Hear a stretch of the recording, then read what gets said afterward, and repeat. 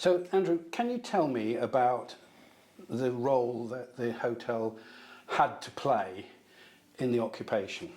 Well, so initially, when the Germans arrived, it became the military headquarters in 1940. But by early 1941, it was a Soldatenheim. Soldatenheim were all across the front, wherever the German army were. There were these properties, mostly hotels, that had been commandeered by the Germans to operate as Soldatenheim. Translates to soldier's home, and effectively it carried on being a hotel and restaurant, and it was somewhere where the German soldiers could come when they were off duty. They could buy food, they could buy drink, they could rent rooms.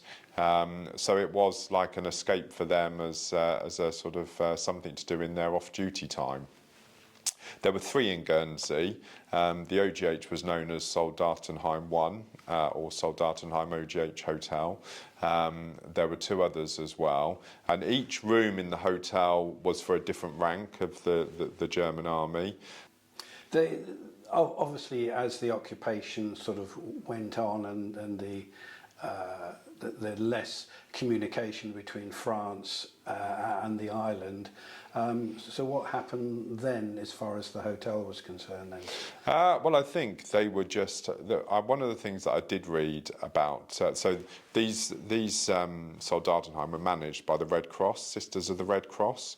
And we've got a picture in the room here of Elfriede Brockhaus, who was the sort of matron, if you like, of the OGH, or the manageress, I guess, my predecessor of the Soldatenheim OGH Hotel. And we've seen a number of, in our island archive, memos and written by Elfriede to her superiors, where she was placing orders for food and drink. And it did seem that a lot of their supplies initially were coming from Caen, because there were certainly mentions of deliveries from Caen and requesting things to come from there.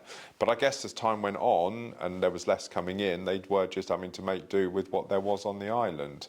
There is a lovely memo where the States of Guernsey, the controlling committee for the States of Guernsey, had written to the field commander to tell him that they had instructed the wholesale meat company to deliver one fat pig per month to the Soldatenheim OGH Hotel for as long as there is them available, because there's a real shortage of fat pigs in the island at this time. They were also, the Sisters of the Red Cross, they filed accounts every month. So they were filing their accounts to the field commanders, well, the Rechnungsorder, the accountant, of what they'd bought, what they had sold, just as we do today, really, when we file our accounts at the end of every month to our head office. And it's sort of mind-blowing to think that at this time, with all of what was going on happening, that they were still operating in a very similar way to what we do today. So at the time of the occupation, the hotel was still being owned and run by the Gardner family, who had converted it into a hotel in 1856. So it was the second generation. Catherine Gardner was the managing director. She passed in 1947, so just a couple of years after the war. The occupation, and the Germans had removed a stove from the kitchen and they'd put a bricked up contraption in its place, that they had stolen a bath from one of the bedrooms and taken it to the hospital at L'Avocador, which is still the hospital today. It sort of had quite a big resurgence of money quite soon after the occupation.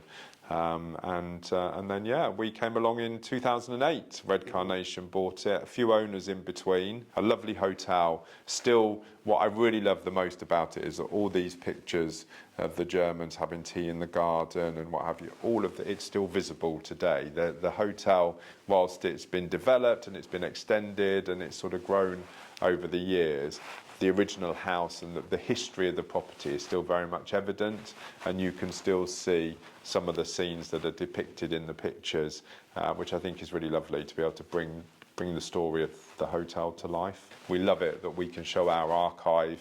Interestingly, I think that sort of connection with France also opening up more opportunities for us with the American market as well, which we've always felt we should be able to do better with the American market, because we see it that this history, the Second World War history, our occupation story is a great fit for what they enjoy about coming holidaying, touring the UK.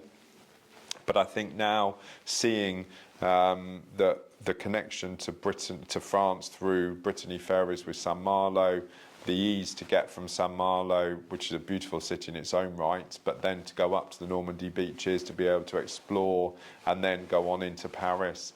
I think that's certainly an itinerary that we think is a fantastic itinerary to maybe starting on the south coast of England, Portsmouth, Poole, and coming to Guernsey and then on into France.